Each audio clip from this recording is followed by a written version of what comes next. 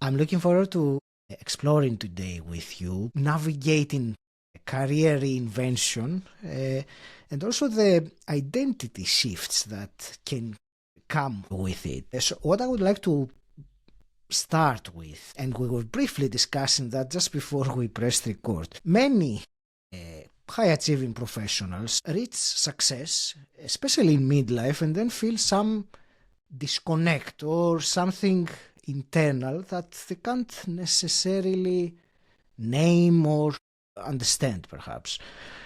Why do you think this is so common nowadays?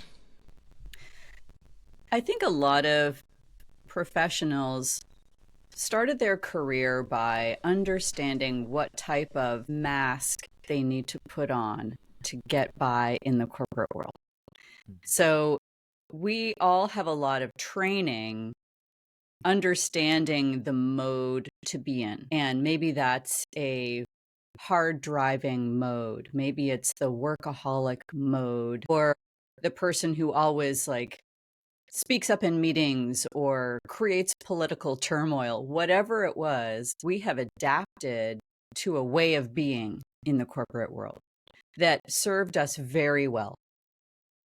And then I think as a lot of people hit midlife, they come to a reckoning that they don't have as much time in front of them as they have behind them. And turning 50 for a lot of people can be that moment of reckoning. Like, I don't actually have 50 more years. I need to be more intentional about how I want to spend the rest of my life. And that's, I think, the moment where the person below the mask demands to be seen.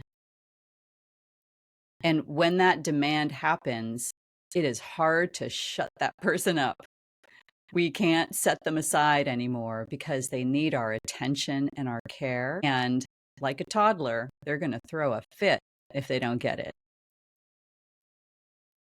This is a great way of describing, so thank you. I will ask in as a continuation of this. I mean, I liked how you said you mentioned the mask and the person behind the mask that speaks up. As you know, and as I know, many people, regardless, despite that, they still remain in a career that is not, well, I will say it makes them unhappy or they leave them unhappy. Can you tell me about why do you think that happens, especially since given the what you just said that the voice gets louder and it can't be ignored. But I do believe many people still ignore it and carry on. Yeah. And a lot of people don't have the option, or they believe that they don't have the option of going somewhere else, right? They might have pretty intense financial obligations. They might still be paying for kids to go through college. Their parents might need more care and be aging. So this is the sandwich generation that we're talking about. And they have a lot of responsibilities.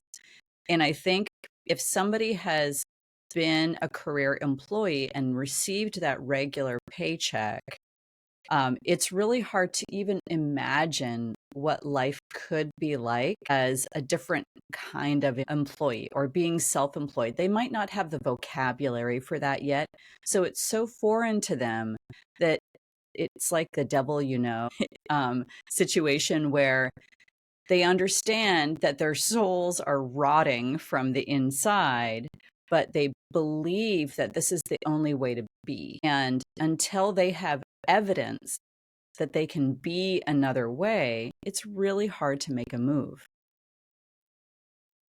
How can one get evidence of something that they are not yet? Yeah, it goes back to one of my favorite proverbs, which is all knowledge is rumor until it is in the bones. And we don't believe these theories, right? So if you're a corporate employee, you might be reading articles about following your passion and that you can be a fractional person or you can have your own consulting business. And you go, yeah, yeah, yeah, yeah, yeah, yeah. Right? It just sounds like a ridiculous theory because you haven't tried it on and allowed it to, penetrate your body and your knowledge centers. So one thing that people can do is just start to do these tiny experiments. Just maybe talk to somebody who has left and ask them, what is your life like?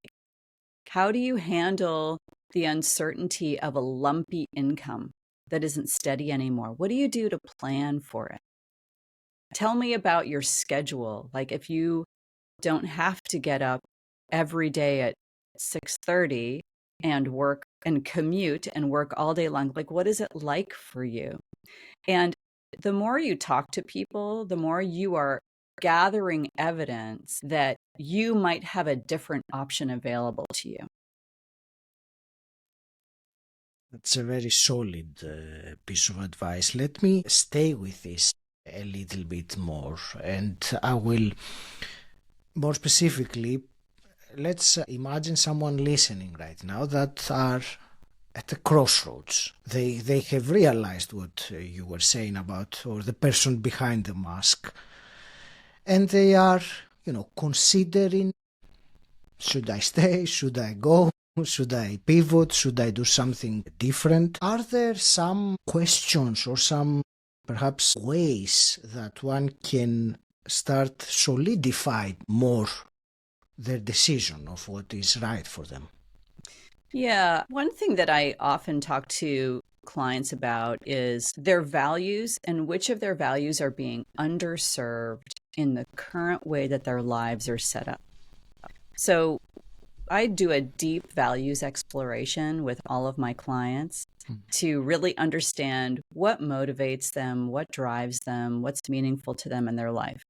And of course, we all need, a sense of achievement, and we all want to feel like we're getting recognized for our efforts. All of that stuff matters, but it's probably not what's really driving you. Maybe that's family, maybe it's justice, maybe it's community. There's something deeper under there that we need to discover. So instead of, and it's really tempting for people to try to go quickly to solutions. Okay, if I'm not going to be in this corporate job, what am I going to do instead? I need to make a list of possible jobs. I need to start, networking. Slow. We need to slow it down, because understanding what you're getting out of work, the emotional breadth, the engagement with other people, a sense of purpose and meaning, really healthy relationships you might be receiving from work, you're going to need to build all of that on the outside. So there's a question of whether you need to find a new job that delivers all of that to you, or if there's a combination of work and outside activities that can take the pressure off of the job to be your best friend.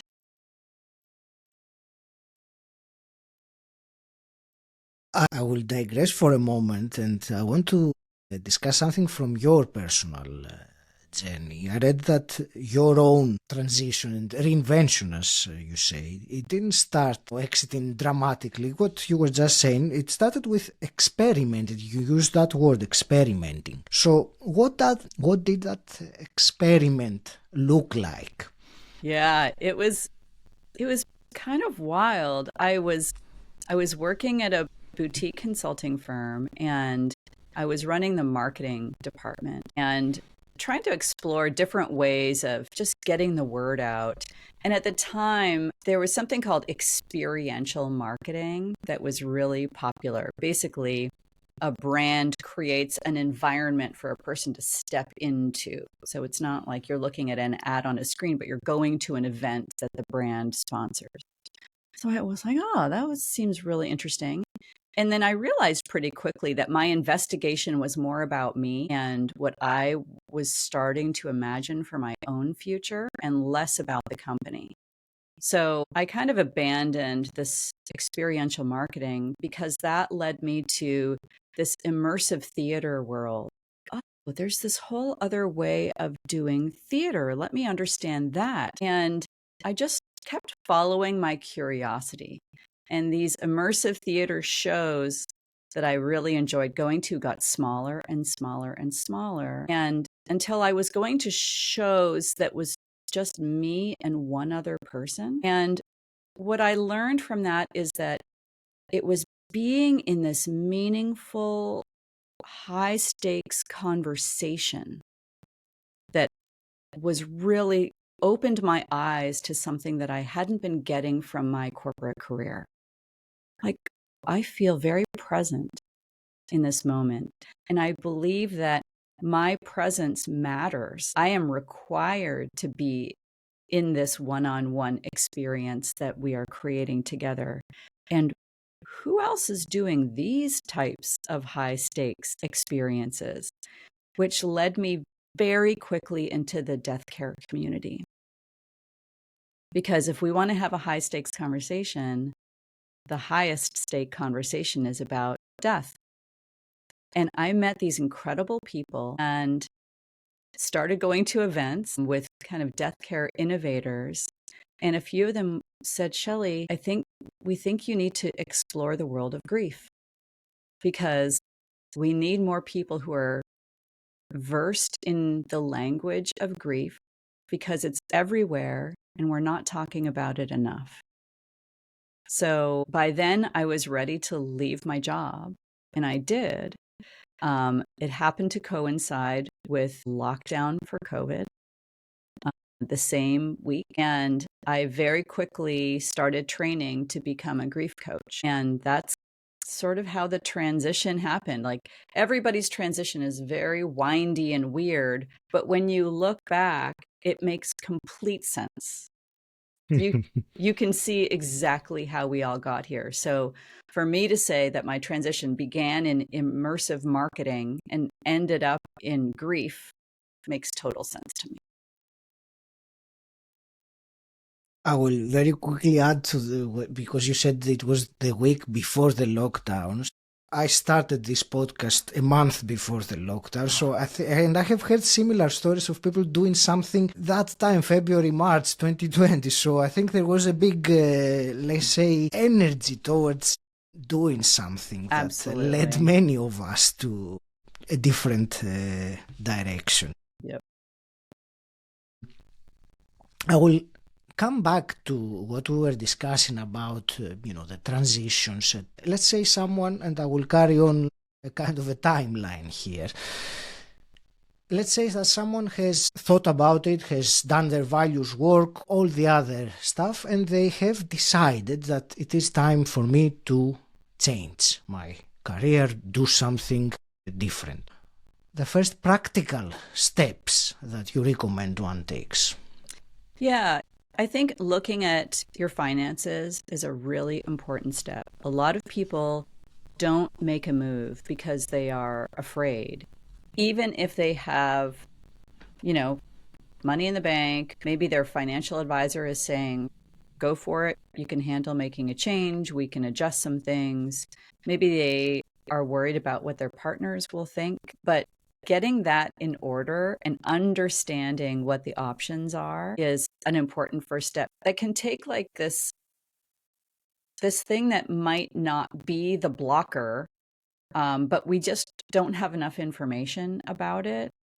It can allow us to move forward without this big scary thing hanging over us. So really understanding where you're at financially, what the options are.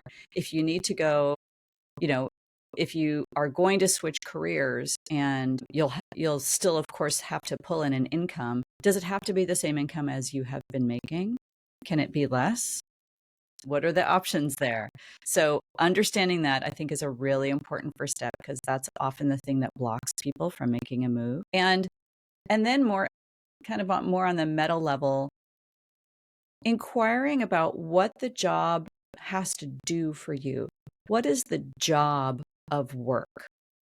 Does it have to fulfill your financial requirements, plus give you all of your relationships, plus give you your meaning and your purpose, plus your sense of achievement? Does it have to do all of that? Or can we take the pressure off of the job? If it has to fulfill, like, let's say, your sense of emotional engagement and achievement, because we all need to feel that, and some relationships, but you can you have meaning in activities or outside of work. Like, let's say you can treat this as a portfolio exercise and run a portfolio career. And this is becoming far more common now, where people have multiple revenue streams, where you're going to put together a few activities that make sense, some of which you will be paid for and some of which you might not, to create this more rounded life.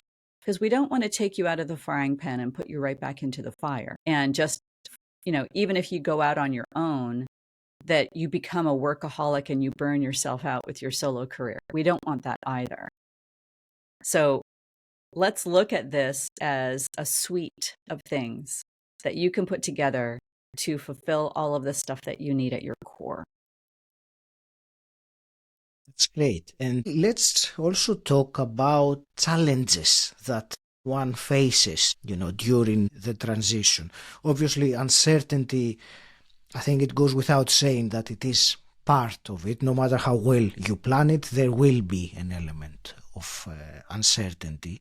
So let's start with that. How do you advise one to deal with that inherent uncertainty? You're going into the unknown. Uncertainty is by definition part of it. Yeah, I mean, it's a totally normal part of it. And I think where there's a couple of things. I think people are really hard on themselves for feeling uncertain and for pausing. So if you feel the uncertainty, could we maybe not make it worse by punishing ourselves for feeling that? Just allow the feelings to happen, which is already a challenge for a lot of people. And then I think some people have trouble when they try to act too quickly. So let's say they get laid off from a job, which is a really devastating thing for a lot of people.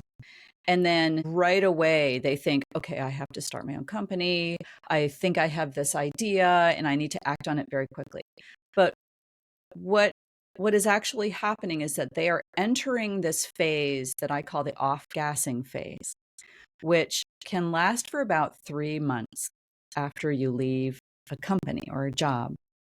And that is the deprogramming time, where your nervous system has to rewire itself, where you are still grappling with, oh God, I didn't finish that project. You're still having the dreams that are waking you up in the middle of the night. And you are cognitively impaired for those first 3 months. You might feel a little drunk all the time.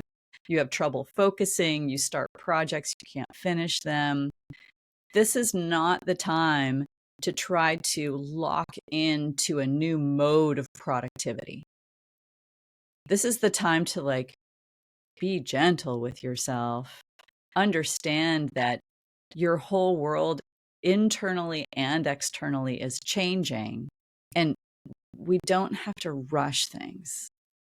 Can you just be in that squishy, in between liminal space for a little while before your body and your heart starts believing that you're not still back there? It needs time to catch up. I like that. And, 3 months, when one says 3 months, it doesn't seem like a big amount of time. But when you're going through these 3 months, it feels like it's much longer than that. It does. But, it's funny. I think people can tend to isolate themselves in that off-gassing period, but they don't have to. Because if they could call a friend and say, hey, I'm feeling kind of loopy and I can't put sentences together very well, but would you come over and just watch reality TV shows with me? Your friend is going to be so excited to do that with you. So we can have company, we can have partners in that time so that we're not losing our connections, because losing the work relationships can be really hard on people. And one thing that can surprise them is that they stop hearing from their work friends. They assume that because they had a close work relationship with somebody, that it will continue after they're gone. And a lot of times it does not. And that is a real heartbreak for a lot of people, which means that you really need to start boosting your relationships outside of work that will endure. And you can do that long before you leave your job.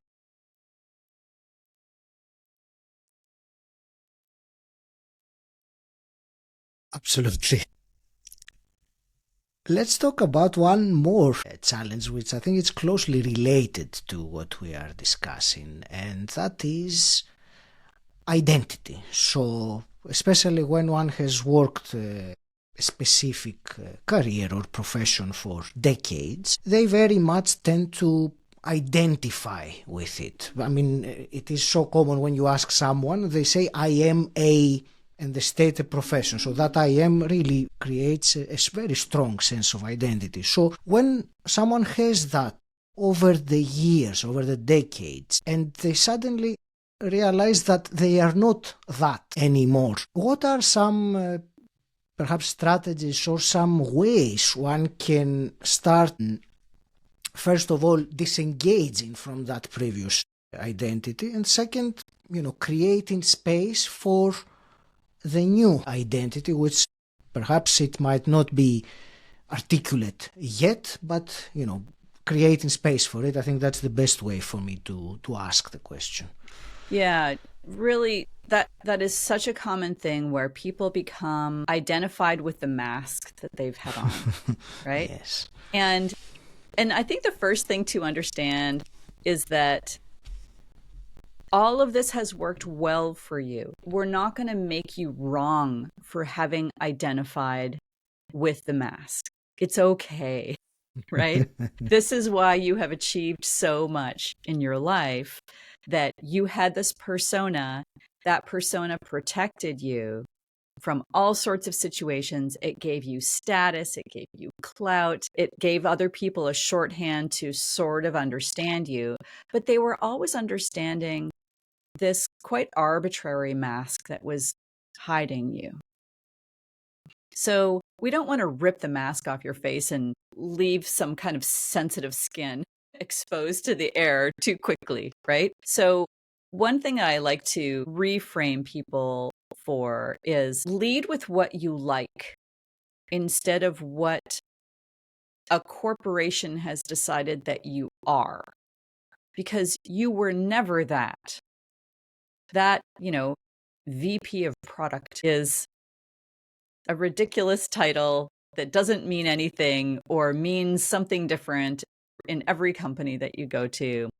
But it never reflected the person who loves mountain biking or being a parent to their 6-year-old or playing tennis on the weekends. Like, can you start leading with what you like?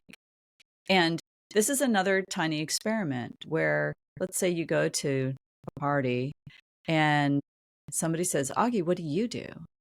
And instead of saying, I'm a podcaster and a consultant and I do all these things, could you just answer instead, this is what I really love. Hey, I love reading young adult sci-fi novels, right? Whatever it is, because it's so much more also engaging and relationship building to connect with others on things that you love. Because if you say, I'm a VP of product, it's kind of a conversation stopper. Like, oh, okay, good. Nobody really knows what that means. And your job is probably quite boring and nobody wants to talk about it anyway. So how can you get more in touch with what you actually love? And I will say that when you're burned out, it can be hard to locate what you love. I have clients come to me and say, I don't remember what I like anymore. I get no enjoyment from my life and I can't possibly imagine what I might do next because everything seems gray. We have to find the things inside of us that get us fired up. And maybe we come at it from different angles. Maybe instead of saying, what do you love? It's what problems still exist in the world that piss you off? What are you so frustrated that is still existing that hasn't been solved yet? Why is the lid of my coffee mug still leaking? Isn't there a better design for this? In those frustrations is something that you care deeply about. If I care about this design, do I care about like mechanical engineering? Am I really tied to aesthetics of something? Do I love my world to be beautiful and I want more beauty in my world? We can go from why isn't this lid working properly down to a core value pretty quickly. So I think the first step in de-identifying yourself from an arbitrary corporate label is to connect with what you love. And let me ask a bit further into that, because you focused very much on the corporate label. What if it is not a corporate label? For example, for me, I used to be a dentist, so that's not a corporate label. And it's not arbitrary as such. I mean, in a way it is, but not in the same way. Is there any nuance there? Any difference? Yeah. And I talk to people who are doctors who are also going through that, because in helping professions, it is really an identifier of what you believe is right and good in the world. And we don't want to take that away. We don't want to say, oh, no, you're no longer a helper. You no longer care about people. That's not true at all. But it was a thing that you did to express your care for others. There are many other things that you can do that will also express your care for others. I have a good friend who is scaling down her medical practice. She's still a doctor and she will always be a doctor. But she has so many other things too. And she's exploring different paths to care for people in a way that she truly believes in. And all of this is possible. So you can take away the dentist title, take away all of your equipment, take away all of your patients, and still be in a service like your podcast right now that is reaching out to people who want help, and you're helping them. Thank you for this additional comment on this, Shelley. And actually, I wanted to ask you one more thing about identity and more of your own story. So is there, after all these years, any part of your the corporate identity that still comes up or perhaps tries to pull you back? And if there is, how do you keep it at check? Yeah, one of the old things that keeps coming up for me, and it comes up for a lot of people, is this equation that my value as a person is predicated on my productivity in the world. So that's one that I feel like I'm still unwinding from, really stepping into the belief that I am valuable and worthy because I am breathing and I am here. That I don't have to do anything to prove my value to others.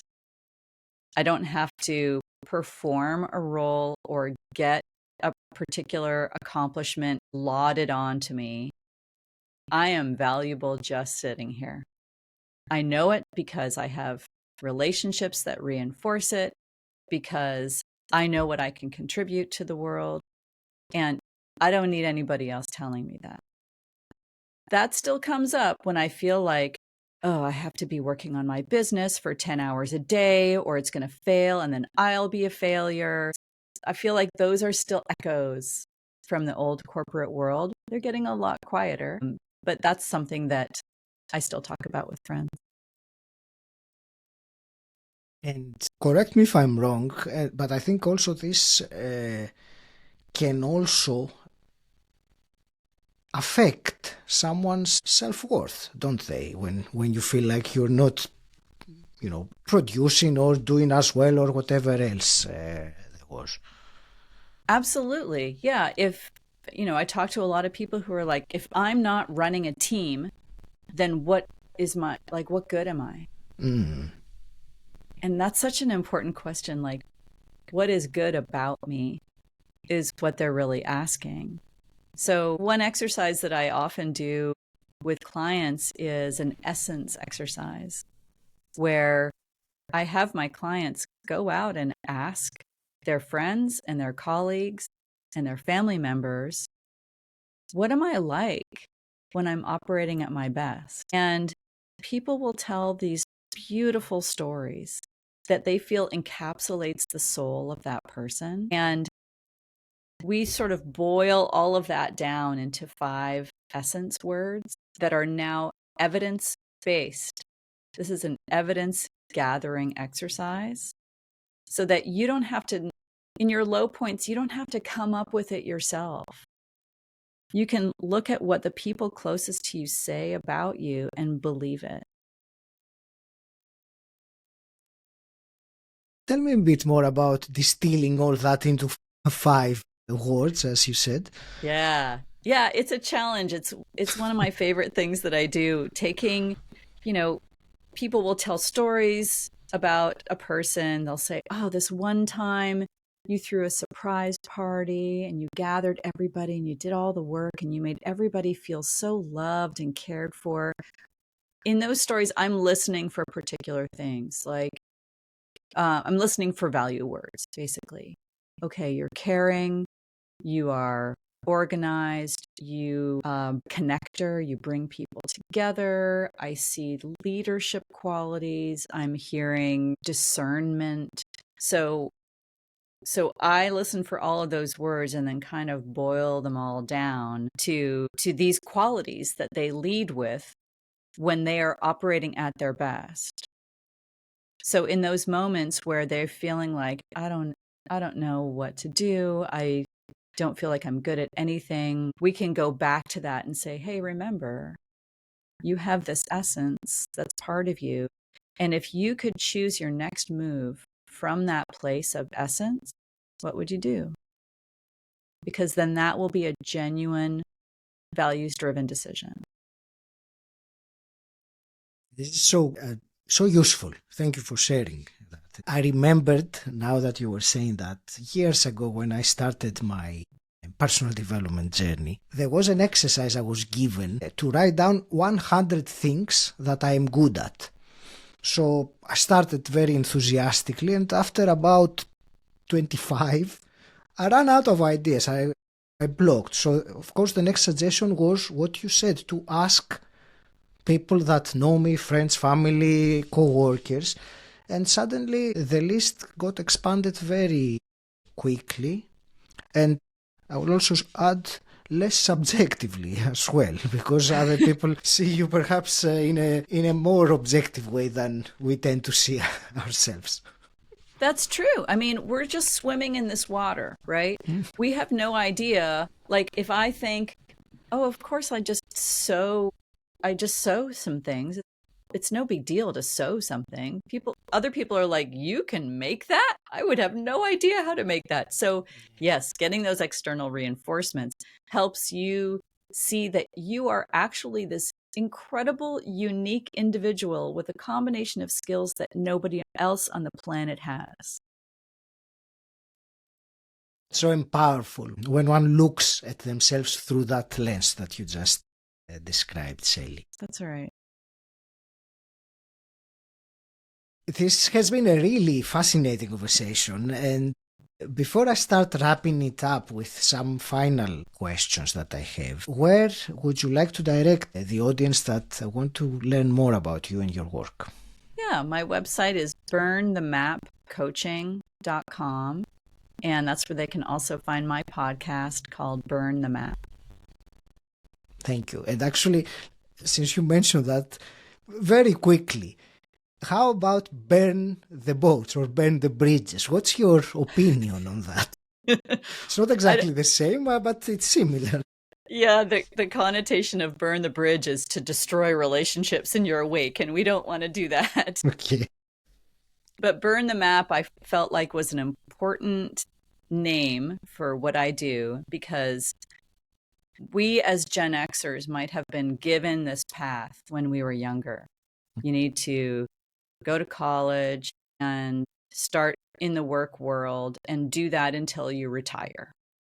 And that's not working for us anymore. And we don't have to follow that map.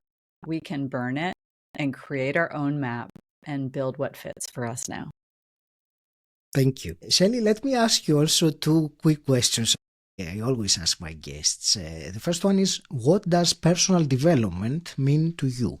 It means to me that you're just trying to learn yourself, learn your own motivations and how you interact in the world, get rid of the coping strategies that may have served you but are no longer serving you, and also that you'll never be done. Completely agree with that. One never arrives at this. That's right. And hypothetically, if you could go back in time and meet your 18-year-old self, what's one piece of advice you would give her? I would say, don't date him, girl. Shelley, I want to thank you very much. This has been valuable. It's the first word that comes to mind as from this conversation. Very valuable conversation and very useful. I want to wish you all the best carrying on empowering people to follow what they really are. It's more suitable to, let's say, their heart rather than their old identities or the mask or, you use different, we use different terms in the conversation. Yeah. I will leave it to you for your parting words and in particular, if you have some final advice or some recommendation for the listener who listened to us for 40 minutes now. Yeah, I think if you want to get out of the corporate world, you can start building the scaffolding outside of your world before you make the move. You don't have to blow it up, but you do have to build your life outside.